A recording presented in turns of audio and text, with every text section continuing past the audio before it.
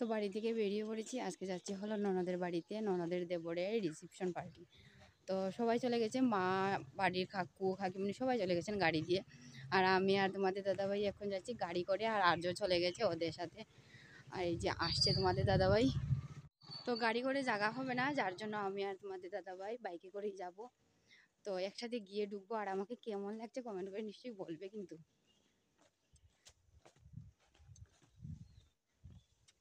এই যে আমার বড় মশাই হেলমেট পরে নিয়েছে। তো আমরা বিয়ে বাড়িতে চলে এসেছি, এবার বিয়ে বাড়িতে ঢুকছি। তো তোমাদের দাদাভাই এদিকে বাইকটা রাখছে আর আমি দাঁড়িয়ে দাঁড়িয়ে ভিডিও করছি। তো একসাথে আর বিয়ে বাড়িতে ঢোকা হলো না, সবাই একটু আগে এসেছেন আর আমরা এক্ষুনি আসলাম, এখনো ঢুকেনি বিয়ে বাড়িতে। তবে কি হয়েছিল জানো, ওই আমরা আসছিলাম বাইকে করে আসছিলাম আর হেলমেট একটা আনা হয়েছে, মানে তোমাদের দাদাভাই এনেছে আর আমার হেলমেটটা আর আনা হয়নি। আর যখন আমরা আসছিলাম তখন ওই একজন দাদাভাইয়ের, তোমাদের দাদাভাইয়ের বন্ধু ফোন করে বলে দিয়েছে যে কোথায় যাচ্ছ বৌদিকে নিয়ে বাইকে করে, হেলমেট ছাড়া ওইখানে তো ওই পুলিশ বসেছে, চেক করবে, তো তোমরা অন্য কোনো দিকে কোথাও ঘুরিয়ে চলে যাও। আমি বলেছি আমরা ওই জায়গায় যাব। তো বলছে অন্য কোথাও, অন্য কোনো দিকে ঘুরে চলে যাও। তো সেটাই করলাম। আর আস্তে আস্তে না অনেকেই দেখে দেখে মানে দেখাচ্ছে হেলমেট নেই, ওইখানে বসেছে পুলিশ ধরবে এরকম। তো ওইটা ভেবে আমরা মানে যেই দিকে আসলে শর্ট হবে সেই দিকে না এসে অন্য একটা রাস্তা থেকে ঘুরিয়ে আসলাম, মানে একটু টাইম লেগেছে, বুঝতেই পারছো, ঘুরিয়ে আসলাম। আর ওই দিকের রাস্তাটা তোমাদের দাদাভাইয়ের চেনা ছিল না, তবে আমি ওই দিন যখন গিয়েছিলাম তখন আমি একটু একটু চিনি। তো তোমাদের দাদাভাইকে বলে বলে চলে এসেছি। তো যাই হোক বিয়ে বাড়িতে চলে এসেছি, ঢুকেও পড়েছি। আর এই যে এখানে কফি ছিল, তো আমরা সবাই কফি নিলাম, কফি নিয়ে বসে বসে খাচ্ছি। শ্রেয়াস, টিয়া, আমি, তোমাদের দাদাভাই, আর্য, আমরা সবাই মিলে বসে বসে কফি খাচ্ছি। তো বিয়েবাড়িতে কি হয়েছিল জানো, একটা কথা তোমাদের সাথে শেয়ার করব। বিয়েবাড়িতে এসেই যে এই মানে এই কথাটা শুনবো আমি কিন্তু কখনো ভাবিনি। তো যাই হোক একটু পরেই তোমাদের সাথে শেয়ার করব কথাটা, কি শুনেছি, এত বড় কথা শুনবো আমি কখনো ভাবিনি। তো আমরা বসে বসে কফি খাচ্ছিলাম, তখন কাকু এসে বললেন ভাত খেয়ে নেবে নাকি তোমরা। তো আমি বললাম না না একটু পরে খাবো, এখন মাত্র 2টো বাজে, এখন খিদে নেই, যেহেতু আমি বাড়িতে খাই 3:30 4টে এরকম বাজেই। তো এখন 2টোর সময় কি খাবো, এখন খাবো না, কিছুক্ষণ পরে খাবো। তো সবাই জোর করলো না না খেয়ে নাও খেয়ে নাও, পরে আবার অনেক ভিড় হবে, এখনই খেয়ে নাও। আর তোমাদের দাদাভাই এদিকে বলছিল ঠিক আছে খেয়ে নেই। তো আমরা খেতে বসলাম আর এদিকে খাচ্ছি। তো এইদিকে ভাত খাচ্ছি আর কাকিমুনির সাথে গল্প করছি, কাকিমুনি তারপর তোমাদের দাদাভাই, ওদের সাথে গল্প করে করে খাচ্ছি।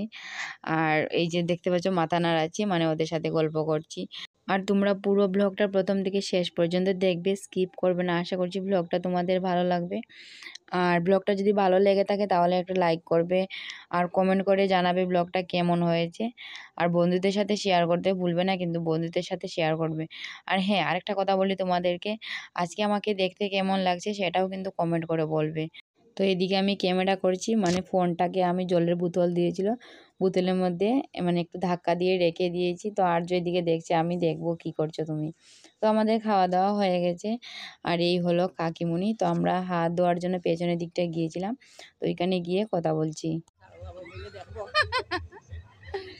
তো এবার গিয়ে বসবো, তারপরে বউয়ের সাথে সেলফি নেবো, তারপর পরে বাড়ি চলে যাব। বাড়ি যেতে যেতে প্রায় সন্ধ্যে হয়ে যাবে।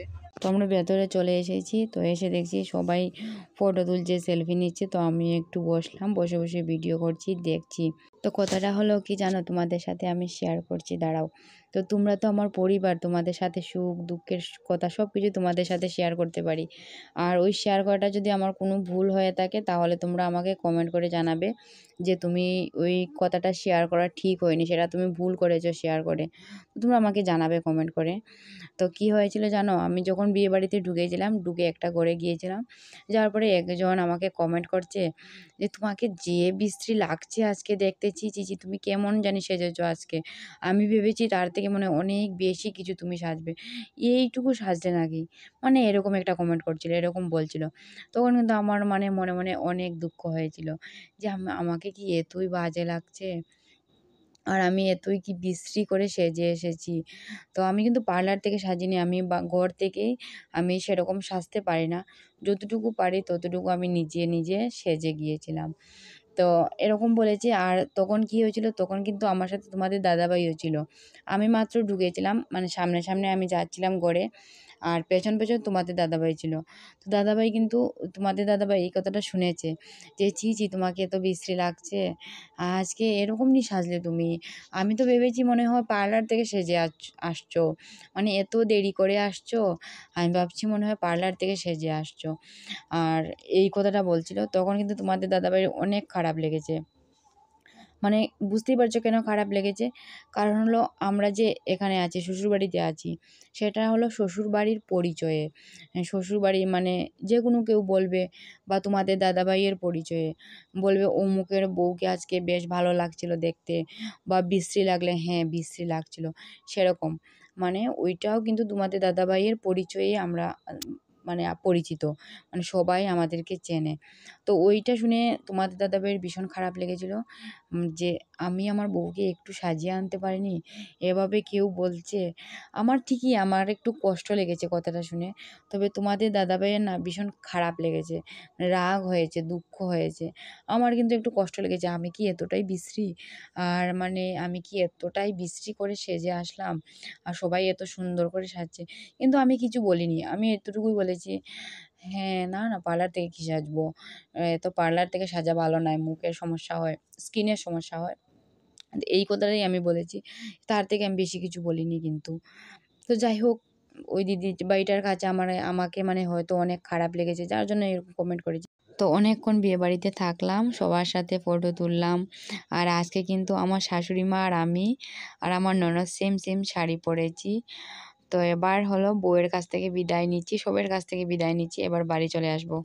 তো ননদের বাড়ি থেকে চলে এসেছি। এসে মুখ-টুখ ধুয়ে নিয়েছি। নিয়ে তারপর মানে ড্রেস-টেস চেঞ্জ করে তারপরে মুখ-টুখ ধুয়ে নিয়েছি। এবার মুখে একটা হালকা ময়েশ্চারাইজার লাগিয়ে রাখছি। আর রান্না করবো এবার। রান্না করে তারপর খাওয়া-দাওয়া হবে। তো আমরা ঘুমিয়ে পড়েছি। এই যে দেখতে পাচ্ছ মশারি টাঙিয়ে নিয়েছি। আর খাওয়া বলতে তোমাদের দাদাভাই একটু খেয়েছে। আর আর্য ওই ২টোর সময় খেয়েছিল, আর কিছু খায়নি। আর এই দৌড়াদৌড়ি করছিল যার জন্য হয়তো পেটে খিদে লেগে গেছে। তো ওকে একটু খাইয়ে দিয়েছি মাংস দিয়ে। আর ওর থালে কিছু একটা ভাত ছিল তো সেগুলো আমি খেয়ে নিয়েছি। আর কিছু খাওয়া হয়নি। আর রান্না করতে হয়নি। ওই সকালবেলা রান্না হয়েছিল ভাত, ওইগুলো দিয়ে হয়ে গেছে। তো ঠিক আছে বন্ধুরা, আজকের দিনটা বেশ ভালোই কাটলো। আর তোমাদের সাথে সেটা শেয়ার করব। কি? কি? তো ব্লগটা এখানেই শেষ করছি। তোমরা পুরো ব্লগটা ১ম থেকে শেষ পর্যন্ত দেখবে, স্কিপ করবে না। আশা করছি ব্লগটা তোমাদের ভালো লাগবে। আর ব্লগটা যদি ভালো লেগে থাকে তাহলে একটা লাইক করবে, কমেন্ট করবে। আর বন্ধুদের সাথে শেয়ার করতে ভুলবে না। তো ঠিক আছে, আজ এই পর্যন্তই থাক। আবার আরেকটি ব্লগ নিয়ে তোমাদের সামনে ফিরে আসছি। ততক্ষণে তোমরা সবাই ভালো থাকবে, সুস্থ থাকবে, সাবধানে থাকবে। তো চলো আজকের মতো tata, bye bye and good night.